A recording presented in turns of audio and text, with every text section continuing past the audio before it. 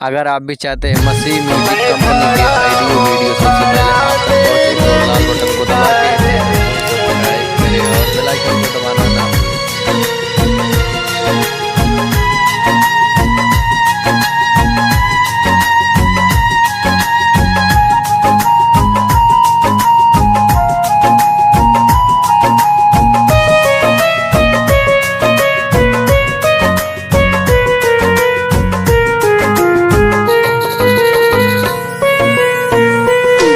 मसीहा तू आके जरा देख ले, ऐ मसीहा तू आके जरा देख ले।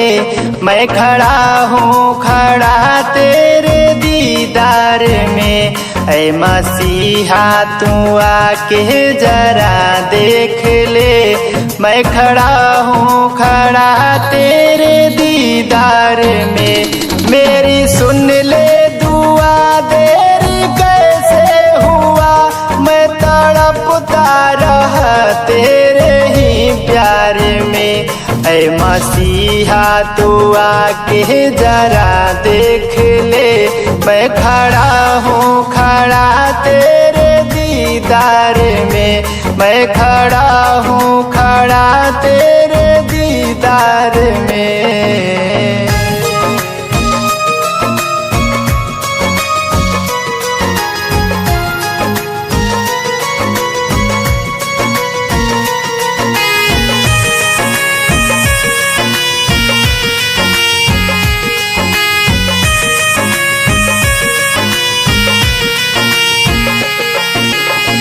बिगड़ी बना दे मेरी अर्जी यही है, अर्जी में मेरे खुद गर्जी नहीं है। अर्जी में मेरे खुद गर्जी नहीं है, बिगड़ी बना दे मेरी अर्जी यही है। अर्जी में मेरे खुद गर्जी नहीं है। आँख बरस रहा प्रभु तेरे ही प्यार में, आँख बरस रहा प्रभु तेरे ही प्यार में। मैं खड़ा हूँ खड़ा तेरे दीदार में, ऐ मसीहा तू आके जरा देख ले। मैं खड़ा हूँ खड़ा तेरे दीदार में।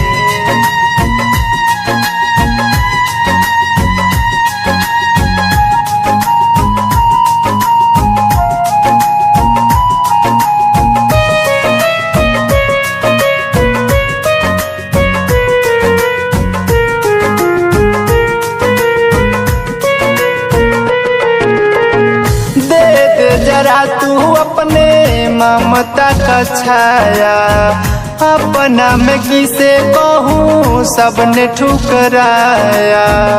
अपना मैं किसे कहूँ सबने ठुकराया।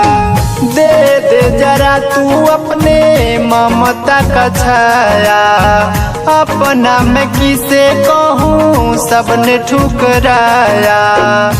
नाव पड़ी है प्रभु जी मेरा मझधार में, नाव पड़ी है प्रभु जी मेरा मझधार में।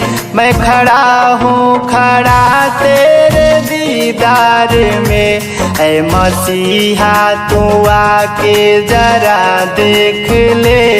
मैं खड़ा हूँ खड़ा तेरे दीदार में, मैं खड़ा हूँ खड़ा तेरे दीदार में।